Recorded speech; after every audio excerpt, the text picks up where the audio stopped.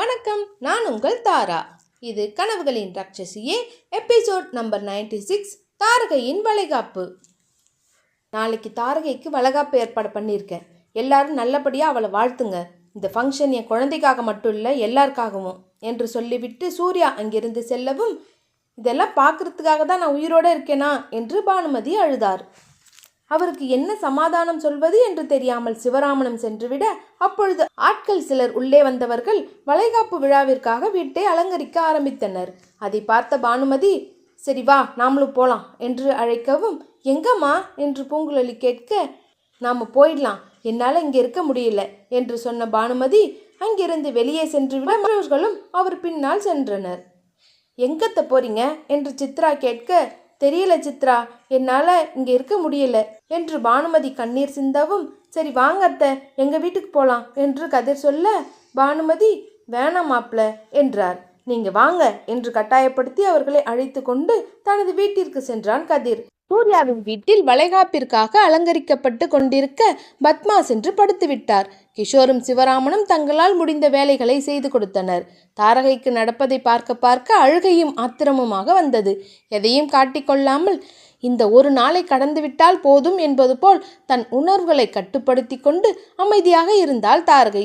சூர்யா வளைகாப்பிற்கு தனது நண்பர்கள் மற்றும் உறவினர்களை முடிந்தவரையில் அலைபேசியில் அழைத்தான். விடியற்காலையிலேயே எழுந்த தாரகை வெளியே வந்து பார்க்க வீடு முழுக்க அவ்வளவு அழகாக அலங்கரிக்கப்பட்டிருந்தது. சூர்யாவும் கிஷோரும் இரவெல்லாம் வேலை செய்த அலுப்பில் அப்படியே சோஃபாவில் உறங்கிவிட்டனர். அவ்விடத்தை விட்டு மெல்ல வெளியே வந்தாள் தாரகை. வெளியே சிவராமன் உட்கார்ந்திருக்க அவரை பார்த்த தாரகைக்கு அவரிடம் சென்று பேசலாமா வேண்டாமா என்று யோசனையாக இருந்தது.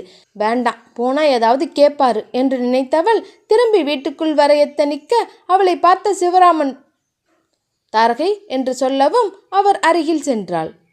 என்ன கேட்கப் போகிறாரோ என்று தாரகை யோசித்து கொண்டே நிற்கவும் அவள் முகத்தை பார்த்தவர், எத்தனை மணிக்குமா போகணும் என்று கேட்க, நைட் ஃப்ளைட் மாமா, அதனால் ஈவினிங் கிளம்பணும் என்று சொல்லவும், சரிம்மா எல்லாம் பேக் பண்ணிட்டியா என்று சிவராமன் கேட்க, என்றாள் தாரகை. சிவராமன் அமைதியாக இருக்கவும், மாமா என்று தாரகை அழைக்க, சொல்லுமா என்றார். அது என் மேலே உங்களுக்கு கோபம் இருக்குதானே என்று கேட்க அவளை பார்த்து புன்னகைத்தவர், இல்லைம்மா என்றவர், கொஞ்சம் வருத்தம் அவ்வளோதாம்மா என்றார். நான் ஏன் என்று தாரகை ஏதோ பேச வர, பரவாயில்லம்மா, உன் மனசில் சொல்ல முடியாத வலி இருக்கிறதுனால தான் போகிறேன்னு தெரியும் என்றதும், என்னால் சொல்ல முடியல மாமா, எனக்கு கொஞ்சம் நிம்மதி வேணும் என்றதும், நிம்மதி அது நீ தனியாக போனால் கிடச்சிருமாம்மா என்று கேட்க அவளோ அமைதியாக இருந்தாள். தாரகை, மனுஷனை கோபம், வருத்தம், காதல், அன்பு, பாசம், வெறுப்பு, இது போல் எல்லா உணர்வுகளையும் வச்சு தான் படைக்கப்பட்டிருக்கான். இதில் எந்த உணர்வையும் இது சரி இது தப்புன்னு சொல்ல முடியாது. ஒருத்தன் கோபப்படுறான்னா அது ஒரு உணர்வு, அது மற்றவங்களை காயப்படுத்தும், செய்யாதுன்னு சொல்லத்தான் முடியும். ஆனால் அந்த கோபத்தை அந்த குறிப்பிட்ட நபர் தான் முயற்சி பண்ணி கோபத்தை கட்டுப்படுத்தணும், சரிதானே என்று சிவராமன் கேட்க, ஆமாம் என்று தலையாட்டினாள் தாரகை. அதே போலதாம்மா இந்த அன்பு, காதல், பாசம் இதெல்லாம் ஒருத்தவங்க மேலே அன்போ காதலோ வந்துட்டா அது வேணான்னு முடிவு பண்ணுறப்ப உண்மையாக நேசித்தவங்களால சட்டுன்னு அதை விட்டு வர்றது கஷ்டம். அது எல்லாராலையும் முடியாது. சில பேருக்கு கொஞ்ச நாள் பிடிக்கும், சில பேருக்கு கொஞ்சம் மாதங்கள் ஆகும், சிலரால் வருடங்கள் கடந்தாலும் அதிலிருந்து வெளியே வர முடியாது. கடவுள் உணர்வுகளுக்கு எந்த சுவிட்சும் வைக்கலையே, வேணான்னா ஆஃப் பண்ண. அதுதான் சூர்யாவோட நிலைமையும். காயத்ரியை வேணான்னு முடிவு பண்ணிட்டான். நீ தான் அவன் வாழ்க்கைன்னு தெரியும், ஆனாலும் தான் நேசித்த அந்த உயிர் கஷ்டத்தில் இருக்கப்போ அவனால் விட்டு வெளியே வர முடியலை. அதனால அவன் பண்ணது சரின்னு சொல்லலை. காயத்ரி இழப்பிலிருந்து வெளியே வர அவனுக்கு கொஞ்சம் அவகாசம் கொடுத்துருக்கலாம். இங்கே சரி தப்புங்கிறது எல்லாமே அவங்கவுங்க அந்த நிலையில் அந்த நேரத்தில் தனக்கு தெரிஞ்ச நியாயத்தை தான் செய்கிறாங்க.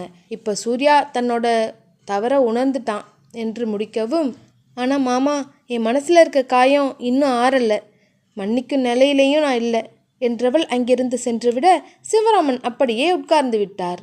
தாரகை உள்ளே வர சூர்யா தூக்கத்திலிருந்து எழுந்து அமைதியாக உட்கார்ந்திருந்தான். அவனை பார்த்தவள் எதுவும் பேசாமல் அறைக்குள் சென்று விட்டாள். வளைகாப்பிற்கான ஏற்பாடுகள் நடந்து கொண்டிருக்க பூங்குழலி, பானுமதி, சித்ரா, கதிர், சிவகாமி என்று அனைவரும் வந்துவிட்டனர். அதோடு சூர்யாவின் நண்பர்களான திவாகர், தினேஷ், தீபன் என்று எல்லோரும் சந்தோஷமாக வந்தவர்கள் சூர்யாவை நலம் விசாரித்துவிட்டு உள்ளே செல்ல அங்கு யாருடைய முகத்திலும் எந்தவித சந்தோஷமும் இல்லை. அதை பார்த்த திவாகர், என்னடா ஆச்சு, எல்லாரும் ஏன் ஒரு மாதிரி இருக்காங்க என்று கேட்க அருகில் இருந்த தினேஷ், தெரியலடா என்றவன் உள்ளே சென்று பத்மாவிடம், எப்படிம்மா இருக்கீங்க என்று கேட்க, இருக்கேன் என்று சொல்லிவிட்டு அமைதியாக இருக்கவும் ஏதோ பிரச்சனை என்று புரிந்து கொண்டனர். கிஷோரை அழைத்து கொண்டு சென்ற திவாகர், என்னடா இங்கே நடக்குது, ஏன் எல்லாம் ஒரு மாதிரி இருக்கீங்க என்று கேட்க கிஷோர் நடந்தவை அனைத்தையும் சொல்லவும், என்னடா இவ்வளவு நடந்திருக்கு, என்கிட்ட எதையுமே சொல்லாம அண்ணன் விட்டுட்டான் என்று சொல்லவும், எங்களுக்கே எதுவும் தெரியாதுண்ணா, இப்போதான் கொஞ்ச நாளாக இந்த பிரச்சனை போயிட்டுருக்கு என்று சொல்லவும், சரி நான் சூர்யா கிட்டே பேசுகிறேன் என்று சொல்லிவிட்டு சூர்யாவை தேடி வந்தான் திவாகர். சூர்யா அறைக்குள் இருக்க தாரகையும் அங்குதான் இருந்தாள். திவாகரை பார்த்ததும் தாரகை வெளியே செல்ல எத்தனிக்க, நில்லுமா கொஞ்சம் பேசணும் என்று சொல்லவும், நீ போ என்று சூர்யா சொல்ல, டேய் நான் பேசணும்னு சொல்கிறேன், நீ ஏன் போக சொல்கிற என்று கேட்க, எதுவாக இருந்தாலும் நாம் பேசிக்கலாம் திவா, அவள் போகட்டும் என்றான் சூர்யா. அவளை பார்த்த திவாகர், என்னம்மா என்னதான் ஆச்சு என்று கேட்க தாரகை பதில் சொல்லாமல் அமைதியாக இருக்கவும், இங்கே பாருமா, உங்களுக்குள்ளே என்ன பிரச்சனை வேணாலும் இருந்துட்டு போட்டோம், அதுக்காக ஒருத்தங்களை விட்டு ஒருத்தவங்க பிரிஞ்சு போகிறது எதுக்குமே சொல்யூஷன் இல்லை, அதனால் நம்ம பேசலாம், ஃபங்க்ஷன் முடியட்டும் என்று சொல்லவும் இருவரும் அமைதியாக இருக்க திவாகர் வெளியே சென்று விட்டான். தாரகை முகத்தில் இருந்த கலவரத்தை பார்த்து சூர்யா, நீ பயப்படாத, அதெல்லாம் எதுவும் ஆகாது, நீ முடிச்சுட்டு கிளம்பலாம், நான் பார்த்துக்கிறேன் அவங்கள என்று சொல்லவும் என்று தாரகை தலையாட்ட சூர்யா வெளியே சென்று விட்டான். வீட்டிலுள்ள எல்லோரும் அமைதியாக உட்கார்ந்திருக்க அவர்களை பார்த்த சூர்யா, ஏன் எல்லாரும் இப்படி இருக்கீங்க, தயவு செஞ்சு எந்திரிச்சு வந்து ஃபங்க்ஷனுக்கான வேலையை பாருங்க என்று சொல்லவும் யாரிடமும் எந்த அசைவும் இல்லை. தன் கையெடுத்து கும்பிட்டவன், தயவு செஞ்சு இந்த ஃபங்க்ஷனை சந்தோஷமாக நடத்தி கொடுங்க ப்ளீஸ் என்று கேட்க எல்லோரும் எழுந்து வேலையை பார்க்க ஆரம்பித்தனர். பத்மா பழத்தட்டுகளை எடுத்து வைத்து கொண்டிருக்க பானுமதி மற்ற வேலைகளை பார்க்க ஆரம்பித்தார். சித்ரா வளையல்களை எல்லாம் அடுக்கி கொண்டிருக்க பூங்குழலி மட்டும் அமைதியாகவே நின்று கொண்டிருந்தாள்.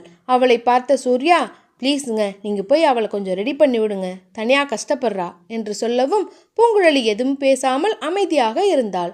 அருகில் இருந்த கதிர், போங்க பூங்குழலி, போய் கொஞ்சம் ரெடி பண்ணி விடுங்க என்று சொல்லவும் தன் தலையை இருபுறமும் ஆட்டியவள் தாரகையின் அறைக்கு சென்றாள்.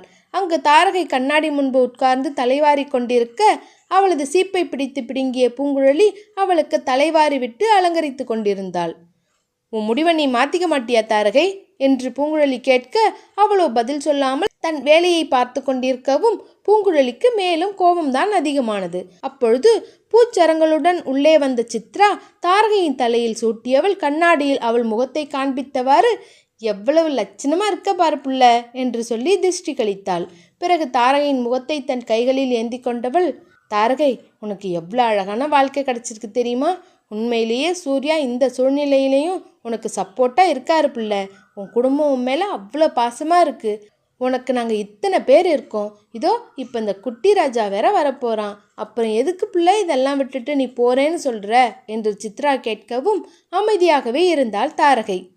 நீங்கள் என்ன கேட்டாலும் இவ பதில் சொல்ல மாட்டான் நீ என்று பூங்குழலி கோபமாக சொல்லவும், சொல்லு பிள்ளை நீ எதுக்காக போறேங்கிற என்று மீண்டும் சித்ரா கேட்கவும், என் மன நிம்மதிக்காக அண்ணி என்று தாரகை சொல்ல அதற்கு மேல் இருவரும் எதுவும் பேசவில்லை. அப்பொழுது உள்ளே வந்த கிஷோர், அண்ணி ரெடி ஆயிட்டா கூட்டிட்டு வர சொன்னாங்க என்று சொல்லவும், வரோம் என்று சித்ரா தாரகையை அழைத்து கொண்டு வெளியே வர அவளை பார்த்த சூர்யா சில கணம் அப்படியே உறைந்து போய்விட்டான்.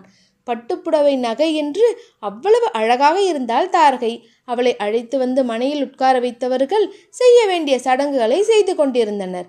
பிறகு ஒவ்வொருவராக சந்தனமிட்டு குங்குமம் வைத்து வளையலை போட்டுவிட்டு அச்சதை தூவி ஆசீர்வாதம் செய்தனர். பூங்குழலி, பத்மா, சிவராமன், பானுமதி, சித்ரா என்று அனைவரும் வளையலை போட்டு முடிக்க இறுதியாக சூர்யாவை திரும்பி பார்த்த சிவராமன், நீ வந்து வளையல போடுப்பா என்று சொல்லவும் சூர்யாவோ அப்படியே நின்று கொண்டிருந்தான்.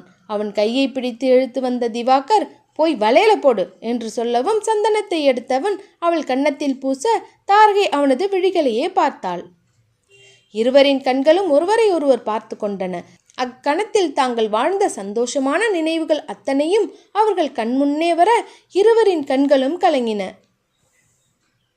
இதோட இந்த எபிசோட் முடியுது. நெக்ஸ்ட் எபிசோடில் மீட் பண்ணலாம். இந்த ஸ்டோரி உங்களுக்கு பிடிச்சிருந்தா லைக் பண்ணுங்கள், ஷேர் பண்ணுங்கள், கமெண்ட் பண்ணுங்கள். மறக்காமல் சப்ஸ்கிரைப் பண்ணிக்கோங்க. டாடா.